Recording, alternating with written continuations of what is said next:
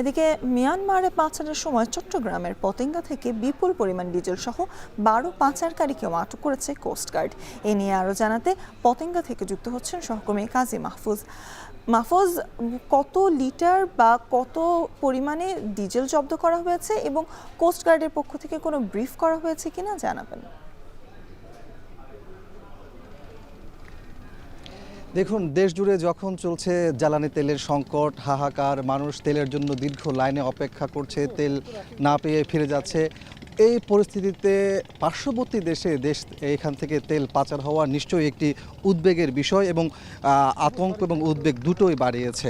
আমরা দেখেছি যে আজ ভোর 6টার দিকে মূলত পতেঙ্গার বহির্নোঙরে কোস্টগার্ড তাদের নিয়মিত যে অভিযান চলাকালীন সময়ে একটি বোটকে সন্দেহ হয়। পরবর্তীতে তারা সেখানে অভিযান চালিয়ে বোটটি আটক করে এবং আটক করার পর তারা এখানে 28 ড্রাম ডিজেল, যেগুলো অবৈধভাবে মূলত মিয়ানমারে পাচার করা হচ্ছিল, সেগুলো উদ্ধার করে জব্দ করে পাশাপাশি এই চক্রের 12 জন সদস্যকে তারা আটক করে। তার মধ্যে কিন্তু 8 জন রয়েছে রোহিঙ্গা, যারা মূলত এই পথ দিয়ে তেলগুলো মিয়ানমারে নিয়ে যাচ্ছিল। আপনাকে বলে রাখি যে এই 28 ড্রাম তেলের প্রায় 6,000 লিটারের মতো তেল, যার বাজার মূল্য ধরা হয়েছে 6,24,000 টাকা। এবং তারা আরও একটি তথ্য আমাদেরকে জানিয়েছেন কোস্টগার্ড, সেটি হচ্ছে যে এই 12 জনকে যে আটক করা হয়েছে তারা কিন্তু একই সাথে মানব পাচারের সাথে জড়িত।